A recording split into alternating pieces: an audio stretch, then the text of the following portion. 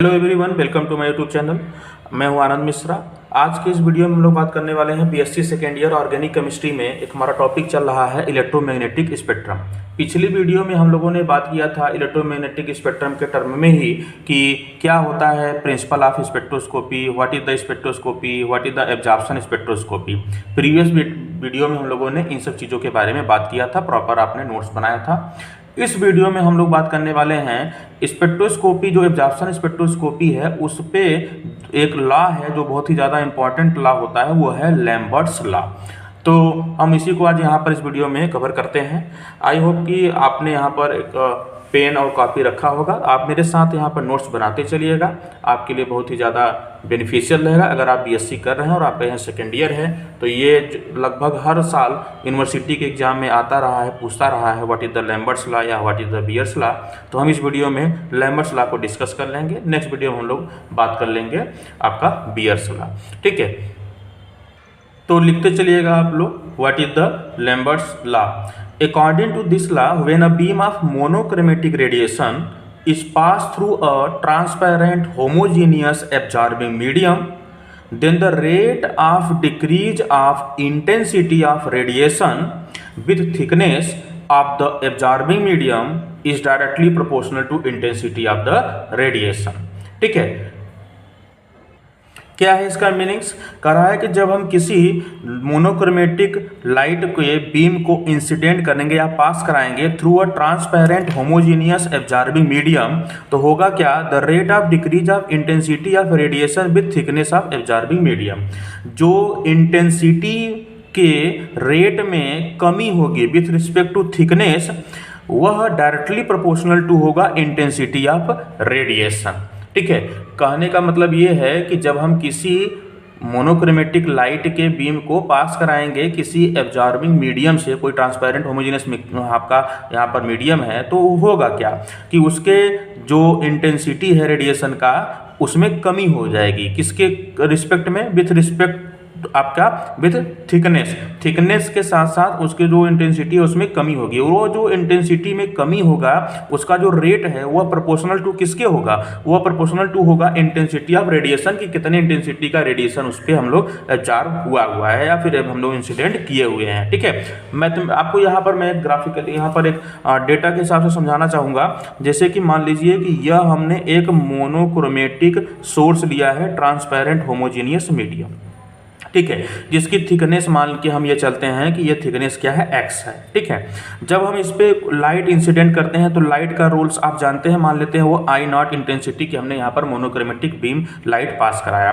अब मान लेते हैं इसमें छोटा सा हम यहाँ पर ले लेते हैं डिस्टेंस, जिस मान लेते हैं यहाँ पर dx का थिकनेस का कोई हमारा है और यहाँ पर हमारा जो चेंज होगा, ठीक है, di चेंज होगा इंटेंसिटी। अब मान जैसे कि आप जानते हो कि लाइट जब हम इंसिडेंट करेंगे तो लाइट के रूल्स के हिसाब से ये हमारा चेंज हो जाएगा उसका डायरेक्शन, तो ये इस प्रकार से पास हुई होगी। ठीक है, तो मान लेते हैं जब वो हम इंसिडेंट किए तो उस समय वो I नॉट था या I0 हम बोल सकते हैं, और जब वो मीडियम में गया तो उस समय मान लेते हैं I है, और जब वो मीडियम से बाहर निकला तो मान लेते हैं IT है। ठीक है, और ये जो स्मॉल चेंज मान लेते हैं यहाँ पर dx है और ये स्मॉल चेंज हमारा di है। तो ये कह क्या रहा है अकॉर्डिंग टू लैम्बर्ट्स लॉ कि कह रहा है कि द चेंज हमारा the rate of decrease of intensity with thickness is directly proportional to intensity of radiation. मतलब मान लेते हैं कि डी आई एक चेंज हुआ, ठीक है, विथ रिस्पेक्ट हम यहाँ पर विथ डी एक्स जो हमारा यहाँ पर हमारा थिकनेस था उसका, उसमें जो कमी है मतलब माइनस से यहाँ दिखाए हैं। ठीक है, तो rate of d I upon D x यहाँ पर ले रहे हैं, d x of I is proportional to I, यही इनका वर्ड है। ठीक है, लैम्बर्ट्स लॉ का। ठीक है, क्या है लैम्बर्ट्स लॉ? कि the rate of decrease in intensity, ठीक है, of radiation with respect to the thickness is directly proportional to intensity of radiation. Mathematically we can write this as, ये जो लॉ है उसको हम इस प्रकार से लिख सकते हैं। ठीक है, अब जैसा कि आप जानते हो तो माइनस डी आई है, ठीक है, अपॉन डी एक्स है, तो हम इसको क्या लिख सकते हैं? प्रोपोर्शनलिटी कांस्टेंट हटाएंगे, यहाँ पर लिख देंगे के आई। ठीक है, के क्या है यहाँ पर? प्रोपोर्शनलिटी कांस्टेंट हुआ, या इसी को हम इस प्रकार से भी लिख सकते हैं। ठीक है, तो डी आई ठीक है, upon D X equal to क्या लिख सकते हैं, माइनस के आई। एक्चुअली इसको पढ़ा जाना चाहिए डी डी एक्स ऑफ आई। ठीक है, तो अब हम ऐसे भी लिख सकते हैं D I upon I is equal to minus K और डी एक्स, इस प्रकार से भी हम इसको लिख सकते हैं। आप आई होप कि आपको यहाँ पर समझ में आ रहा होगा कि क्या यहाँ पर था और मैथमेटिकली हम इसको कैसे लिख सकते हैं। ठीक है, ठीक है, तो देखिए हमने यहाँ पर आपका प्रॉपर नोट्स बनाते चलिएगा यहाँ पर। ठीक है, क्या लिख सकते हैं, minus D I upon D X equal to K I और D I upon D X equal to minus K I. या हम इसी को इस प्रकार से भी लिख सकते हैं, यहाँ पर हम डी आई अपॉन आई ला सकते हैं और इधर हमारा डी एक्स रख सकते हैं। ठीक है, हम इसी को इस प्रकार से भी लिख सकते हैं। ठीक है, और डी आई अपॉन, ठीक है, आई इजकल टू माइनस के डी एक्स, यह इक्वेशन हमारा प्रॉपर बन जाएगा। ठीक है, हम इसको इस प्रकार से भी फॉर्म बन सकते हैं। आई क्या है वहाँ पर, where I is the intensity of radiation after passing through thickness X. जब वो एक्स में इंटर किया है तब वो हमारा, जब वो एक्स में पास किया है, ठीक है, एक्स थिकनेस का जो हमारा यहाँ पर ट्रांसपेरेंट होमोजेनियस एब्जॉर्बिंग मीडियम था उससे जब पास किया तो इसका इंटेंसिटी आई हो गया। ठीक है, through the medium, and K is the proportionality constant which is known as the absorbing coefficient. And absorbing coefficient is obviously depend upon the nature of absorbing medium. वो किस पे डिपेंड करता है, absorbing medium से। अब अगर हम मान के चले यहाँ पर इक्वेशन नंबर 1 को लेकर चलें तो इक्वेशन नंबर 1 से हम ये फाइंड आउट कर सकते हैं कि अगर हम लिमिट लेकर चलें कि दो टर्म को हम लेकर चलेंगे यहाँ पर कि let I naught be the intensity of radiation before entering the absorbing medium when x is equal to 0 and I when the thickness of medium x. Now integrating equation 1 between I naught and I, limit हम क्या लेते हैं I naught and I with respect to x is equal to 0 to x. अब हम यहाँ पर जब integration करते हैं कि जैसा कि आप जानते हैं D I upon I is equal to minus K और यहाँ पर dx था, इसका हम इंटीग्रेशन करते हैं with respect limit to I naught to I और यहाँ पर हम इसका लिमिट लेते हैं x इजकल टू 0 से लेकर x की वैल्यू x तक। ठीक है, यहाँ पर हम लिमिट ले सकते हैं। तो आप जानते ही हैं अच्छे से कि अब हमारे यहाँ पर क्या मिलेगा, standard log I minus standard log I not, ठीक है, और इजकल टू माइनस के x, ये वैल्यू यहाँ पर मिलेगा। अब हम इसको ऐसे भी लिख सकते हैं, स्टैंडर्ड लॉग या first order log L N I upon I naught is equal to minus K X, यह हमारा एक इक्वेशन होगा। ठीक है, ये हमारा इक्वेशन नंबर मान लेते हैं इसको हम लोग 2। ठीक है, ये इक्वेशन 2। तो यहाँ तक आपको समझ में आ गया होगा कि ये क्या हुआ है। ठीक है, इसी को हम इस प्रकार से भी लिख सकते हैं, हम चाहें तो इसको लिख सकते हैं, यहाँ पर स्टैंडर्ड लॉग हटाते हैं, हम क्या लिख सकते हैं I upon I naught is equal to e के पावर माइनस के एक्स, ऐसे लिख सकते हैं। ठीक है, या इसी को हम इस प्रकार से भी लिख सकते हैं आई is equal to I naught e के पावर माइनस के एक्स। यही जो है इक्वेशन, यह इक्वेशन मान लेते हैं 3। This is the Lambert's law expression of mathematical. ठीक है, यह लैम्बर्ट्स लॉ के हिसाब से हुआ इक्वेशन। ठीक, देख सकते हैं यहाँ पर this is the Lambert's law expression in mathematical. ठीक है, ये equation I is equal to I naught e के पावर माइनस के एक्स।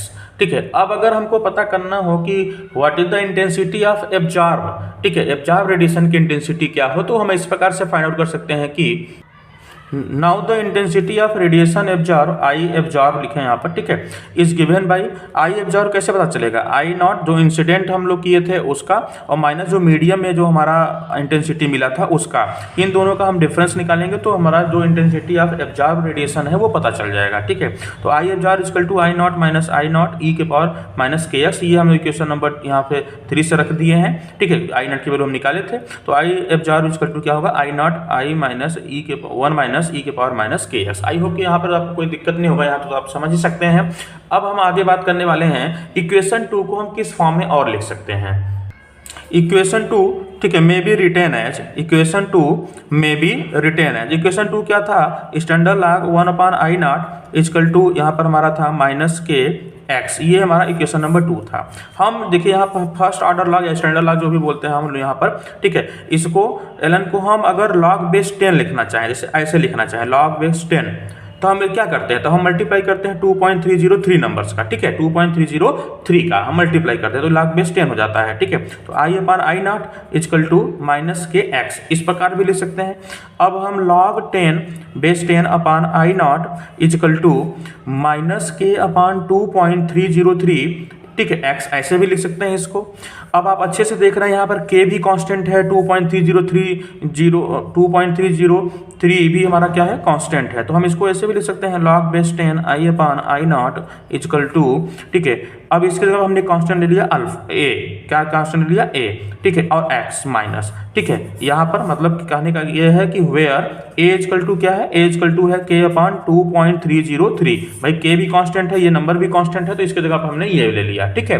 तो अब इक्वेशन हमारा एक नया मिल गया, इक्वेशन नंबर यहाँ पर 5 मिल गया हमारा, क्या, log 10 I upon I naught is equal to minus A x. A क्या है यहाँ पर, ए हमारा यहाँ पर कांस्टेंट है, जिसको कि हम कहते हैं कि एक्सटिंक्शन कोफिशिएंट ऑफ मीडियम, ठीक है, where A is called extinction coefficient of medium. आप समझ सकते हैं इसको आसानी से, ठीक है। नेक्स्ट अब हम यहाँ पे बात करने वाले हैं कि अगर हम इक्वेशन यहाँ पर 5 को किस प्रकार से और लिख सकते हैं। Equation 5 it may be written as log base 10 I upon I naught is equal to minus A X. I upon I naught is equal to क्या हो जाएगा, अब log बेस 10 था तो यहाँ पर हमारा 10 के पावर माइनस ए एक्स आ जाएगा, ठीक है। या फिर हम इसे लिख सकते हैं आई इजकल टू आई नॉट 10 के power minus A x. This is also express Lambert's law. तो जब भी आपसे ये पूछेगा what is the Lambert's law, तो आप यहाँ तक आप एक्सप्रेस कर सकते हैं क्वेश्चन नंबर 6 तक, ठीक है। ये हमारा आपका वर्ड हुआ, आपको वहाँ पर प्रॉपर लिखना पड़ेगा अकॉर्डिंग टू दिस लॉ कि क्या कहता है ये लॉ, ठीक है। The rate of decrease of intensity of radiation with हमारा क्या है, thickness of the absorbing medium is directly proportional to the I intensity of radiation. उसको मैथमेटिकली लिखेंगे, फिर हम उसका पूरा डेरिवेशन यहाँ पे करेंगे और यहाँ पर हम उसके फिगर के साथ दिखाते रहेंगे। तो आई होप कि आप यहाँ पर नोट्स प्रॉपर बना लेंगे, ठीक है। आपको यहाँ पर अगर थोड़ा सा भी वहाँ अच्छा लगा हो कि आपको यहाँ लैम्बर्ट्स लॉ जान के कुछ प्रॉफिट हुआ हो, तो प्लीज़ आप चैनल को सब्सक्राइब लाइक कर दीजिएगा। इस चैनल पे आपको BSc से रिलेटेड मिलते रहेंगे notes proper. Thank you, God bless you all.